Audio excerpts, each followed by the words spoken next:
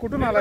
डेबेवडीकडून आलोय. इथं हे सडा वाघापूर हे खूप लोकप्रिय ठिकाण आहे. इथं या भागातील पाटण भागातील इथं भरपूर असे पर्यटक येतात. म्हणजे कराड भागातून किंवा सातारा भागातून भरपूर पर्यटक येतात इथं बघायसाठी. इथं रिव्हर्स वॉटरफॉल आहे. ह्याची म्हणजे हा निसर्गाचा एक चमत्कारच आहे. इथं निसर्गाचा हा चमत्कार बघण्यासाठी खूप लोक येतात. आम्ही पण त्यापैकी आम्ही 6 जण मित्र आलोय. निसर्गाचा हा चमत्कार आपण बघताना आपण आपला जीव सांभाळून आपल्या ह्याचा जीवनाचा आनंद घेतला पाहिजे. सौरभ पाटील.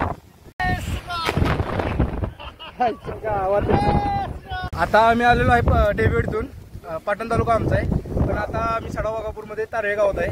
पण इथं आल्यानंतर आम्हाला एवढं मन म्हणजे असे सांगता येईल असं वाटते. शब्दात आहे ना. भरपूर ठिकाणी पाहायला गेलो, पण इथं जी मजा येत्या ती कुठेही नाही. निसर्गाची जी म्हणतो आपण काय म्हणतात चमत्कार, तो वेगळाच आहे. इथं तुझं नाव काय? अनिकेत अंकुश पाटील, डेबेवडी. किती लोक आला आता? आम्ही 6 जण आलोय, मित्र सगळे. मित्र आता बाजूला उभे आहेत आपल्या. पण निसर्ग म्हणजे निसर्गच आहे, असा निसर्ग कुठेच नाही. हा, इतर पर्यटन स्थळ जे आहेत त्या ठिकाणी मन शिकत असतो पावसामध्ये, पण इथे तसं जाणवलं नाही. सगळं पाणी वगैरे स्वच्छता भरपूर आहे. सगळ्यासाठी सुविधा आहेत सगळ्या इथं. उलट अजून इथं सुविधा झाल्या पाहिजे, थोडेफार झाल्या पाहिजे. जे तरुणाईमध्ये जे हुरदडबाजी करण्याचे उद्देशानंच केवळ असतात, आनंदाला ते मुक्तच करतात, अशा लोकांसाठी तुमचा काय तरुण चांगला सल्ला काय असेल? आपला एक जीव समजून सगळं राहिलं पाहिजे. महत्वाचा कसं आहे, आपण आनंद लुटण्यासाठी येतो, जीव हा परत भेटत नाही. नंतर कसं आहे, आपलं आयुष्य एकदाच आहे असं सगळे म्हणतात, पण आयुष्यात सगळं आपल्याला संपूर्ण बघायचं. आयुष्य अजून पुढे आहे आपल्यासाठी. आयुष्य वाट बघते पुढचं, पण आपण एवढ्यासाठी काही पण येडापणा करून काय करू नये.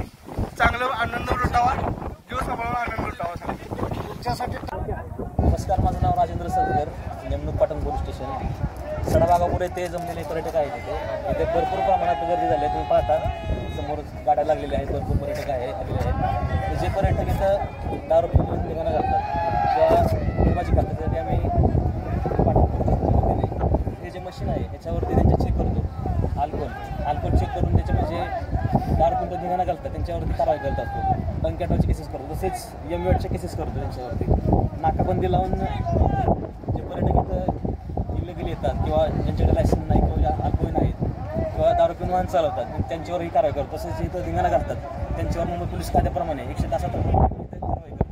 तसेच जे पॉईंट आहे फिरण्याचे पॉईंट, तिथं आम्ही वन विभाग, स्थानिक नागरिक आणि अंमलदार आम्ही इथं सुद्धा पेट्रोलिंग करतोय.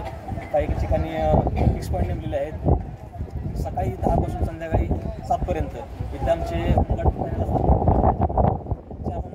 असतात आमच्या इथे, आणि दिवसभर आम्ही इथे पेट्रोलिंग करून जातो.